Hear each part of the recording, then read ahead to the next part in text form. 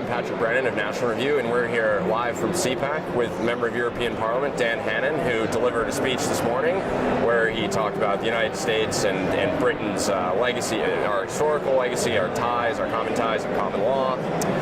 He called us a family, in fact, and so he wrote a book that basically talks about the importance of the Anglosphere and the tradition of common law recently. So, Dan, would you talk a little bit about your book and what points you think are especially important for American and British politicians to remember right now?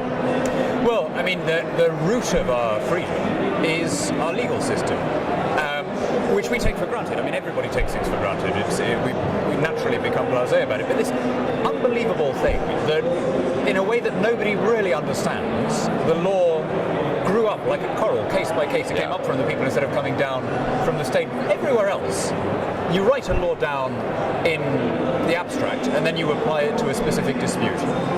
That's the normal way you'd expect to do it. What an extraordinary, beautiful miracle that we have this system where everything is allowed, where the law busies itself with actual disputes rather than theoretical principles, and where you have the domestication of the law. You have jury trials, locally elected magistrates, justices of the peace. You have the law as the property of the people, a mechanism for the individual seeking redress rather than as an instrument of state control.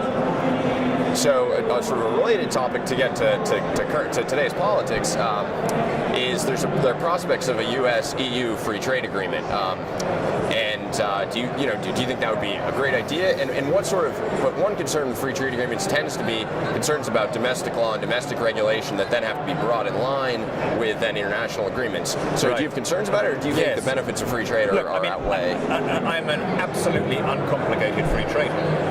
But there is a different, just because something is called a free trade agreement doesn't necessarily mean that it's primarily about liberalizing commerce and extending consumer choice. There is a real danger that you get a load of bad US regulation and a load of bad European regulation, and you put them together and you have more intrusive environmental standards, labor standards, social standards than you had previously.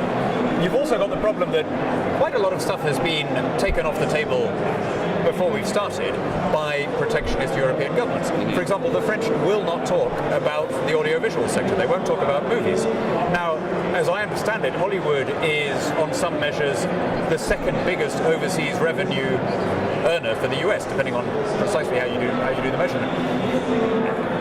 It seems to me really obvious that the UK and the US could have sat down and negotiated a bilateral free trade agreement that would have been comprehensive and would have really been about liberalisation decades ago if Britain were not dragged into a common European trade policy. See, we're not allowed to sign an independent free trade deal. When you join the European Union, you give that power up. Which unfortunately may have been one of sort of the missteps that Mrs. Thatcher made once upon a time, where she was like, well, a European common market, that sounds like a nice idea, which has then sort of led, sort of got us to the EU in some ways. So I don't know if it goes back before that. I mean, we lost the power to sign an independent trade deal on the day we joined, on the 1st of January 1973, so it's pre-Thatcher.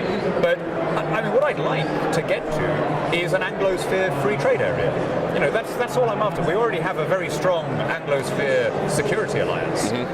If the Snowden affair has had any silver lining, it's reminded us how extraordinarily close the military and intelligence ties between you and us and Canada and Australia and New Zealand. Yeah, we at National Review have argued that basically, if what you look at, why was Russia so excited to bring this guy in, and why is Europe, so why is Germany and France, why are they complaining so much about it? It's basically because they're jealous that they're not part of the Anglosphere security agreement, and they shouldn't be because they don't invest in it. They're furious at being left out. But here's what I think, if we look at where do you take this, where do you go next? For me, the most important geopolitical question of the 21st century is whether India primarily self-identifies as an Anglosphere democracy or primarily self-identifies as an Asian superpower. If India is part of the club, then I think the whole future looks a lot warmer and brighter. And this is a really important thing to get right. And I want to pay tribute actually to George W. Bush on this. An act of statecraft for which he has had almost no recognition was drawing India into the alliance of English-speaking nations. President Obama sadly has tended to neglect that relationship, but fortunately for everybody, the Indians are a patient and courteous people, and I think they'll wait for somebody better to turn up. That's very interesting. What do you think about the situation in Ukraine now? Do you think that the EU has not been active enough, or does this just reveal the fundamental weakness of the EU? I mean, you say the EU, obviously each country has its own interests and its own values. For example, the UK is self-sufficient in gas pretty much, whereas a lot of the EU countries are dependent on Russian gas routed through Ukraine. In Poland, Ukraine is a real issue for voters. In Britain, it's not. We're a long way away. I'm conflicted about it. I mean, obviously, I want Ukraine to move towards liberal democracy. And the vision of Ukraine as a pluralist, Western-oriented country is much more wholesome and attractive than the vision of Ukraine tied to the Kremlin. But I think realistically, the price for getting such a Ukraine, or at least a Ukraine on the right road, I mean, it's not going to become a perfect multi-party democracy tomorrow, but at least for it to be heading in the right direction, may be a territorial readjustment. And that's the tough question for us to face. Are we prepared to allow that to happen? And if it is going to happen, are we going to try and take some ownership of the process to ensure that any territorial readjustment is peaceful, democratic, and as the result of referendums, rather than the result of an invasion and of some sort of Korea-style armistice line snaking across a European country? You point out that Britain is basically self-sufficient energy-wise. The London real estate market is not exactly self-sufficient vis-a-vis Russian oligarchs, though. So, do you think there's any sort of legitimate criticism that Britain hasn't leapt to sanctioning some of the key figures? No, I don't think it is, because the Russian oligarchs who have bought up the London real estate are anti-Putin.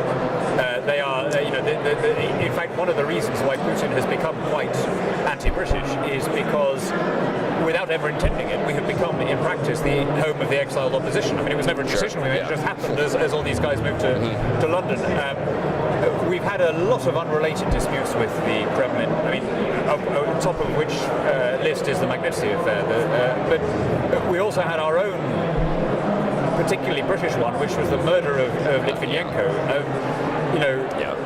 To put it as neutrally as possible, the Putin regime is being extremely unhelpful in bringing to justice people who murdered someone living under the Queen's peace. And this was an early sign that we were not dealing with a mature member of the Committee of Nations. That was in the early 2000s, mid 2000s, that it appears that some sort of former elements of Russian security killed a defector. Somebody who was hostile to the Putin regime was murdered in what looks like a KGB-style assassination.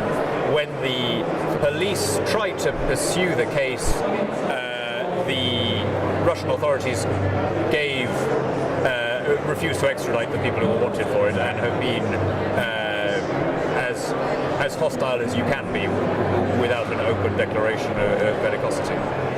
So we're hearing a lot around CPAC about kind of this libertarian strain. There are a lot of young people around, so you kind of get that anyway, but there's a lot of excitement for Rand Paul yesterday.